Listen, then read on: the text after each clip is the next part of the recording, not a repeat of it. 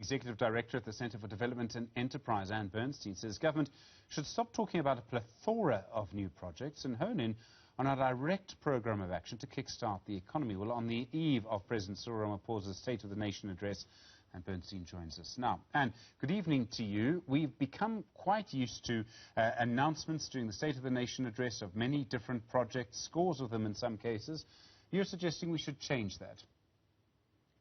Well, Stephen, last year I was able to host an important workshop. About 35 people, the most senior people from the government working on the infrastructure program, from the presidency downwards, and the biggest lenders of financial capital in South Africa. And we talked about why the infrastructure program isn't delivering. And the results are quite surprising. Firstly, although there's been enormous talk about big projects, 276, 72, 50, the man in charge of Infrastructure South Africa says he is focused on 50 projects, but they are not yet ready to go to market, and that in his view, this will take a long time. Now, what is going on here? The private sector is ready to invest in bankable projects, but no projects are coming to market. So we tried to unravel what the problems were, and I think there are issues on both sides. The government has to change the regulations that will enable public-private partnerships to take place quickly and effectively. This has not happened, and it's taking a very long time, and it's quite hard to understand why, if the president is determined to get infrastructure in the ground, this is not being fast-tracked. Another area of, I think, confusion in the state concerns what you might call the criminal elements. There are construction mafias that come along when a project is taking place, and they demand jobs, they demand money, protection money, otherwise they'll vandalize things. And unless we say clearly, this has got nothing to do with community development, these are criminal elements, and it's time that the law took its course. We also need to protect existing infrastructure where the law is not coming into effect and people are destroying infrastructure. So there are a lot of problems and not enough clarity in the state that they really have been decimated by state capture, very weak indeed, corrupt. Corruption is rife, and they should choose, according to the private sector, they should choose 3 or 4, maybe 4 or 5 big projects. And together they could work on getting those done. And this would be a big signal if this could happen. So a very different approach is required. And I think it's true to say the private sector needs to be much sharper and clearer on the conditions that have to be met before they will bring investment to the table. So I suppose what you're saying is, if we have 4 or 5 things that we can focus on, we can have a laser-like focus, a laser-sharp focus on what we're doing, maybe even weekly updates through some sort of mechanism to the public, to the presidency, through the presidency, of what's happening on each of those projects, that'll actually get things going. It's about focus.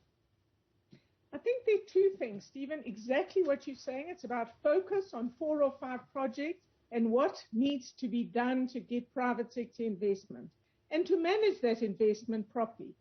The other is we talk much too much about projects. We should talk a lot more about the reforms that would result in considerable private investment.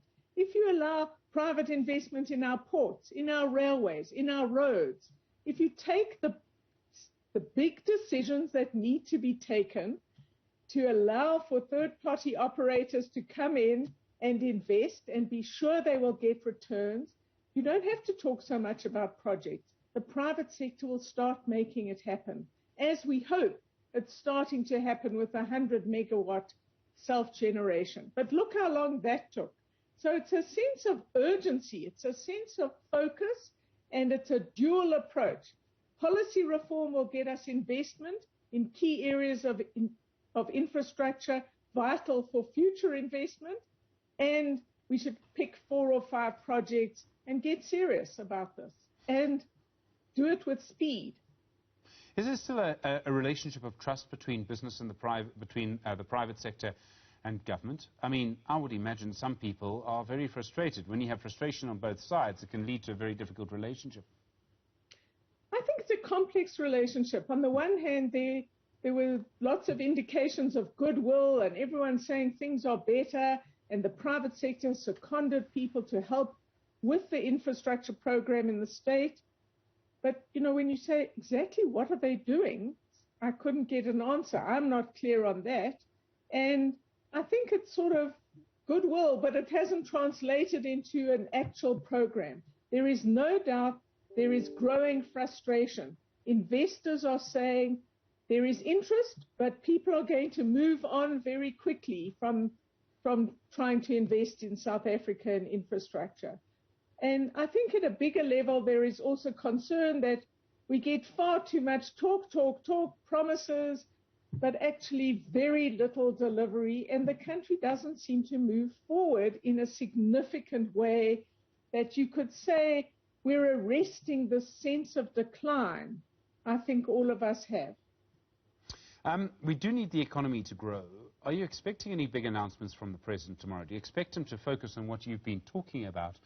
Or are you perhaps more worried, and I'm afraid to say this, there's a lot of cynicism around the State of the Nation address, which I think is an indication of where we are. Are you expecting just more of the same tomorrow? Let me put it to you this way. I have no knowledge of what's going to be in the speech tomorrow. What I am looking for is a president that says, I recognize the very serious situation the country is in, not only the fiscal crisis, the unemployment crisis where we are the worst in the world, the stagnant economic growth, but the fact that there are armed insurrectionaries running around and we haven't apprehended them. I want a diagnosis that is realistic and talks to all of us citizens in the despair that we feel that this country is in decline.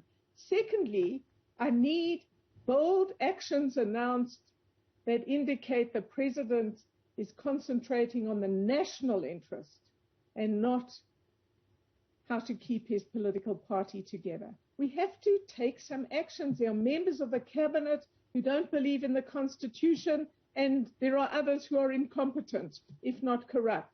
And all the way down in government, we have to not only talk about bold policy moves, but we have to talk about people as well.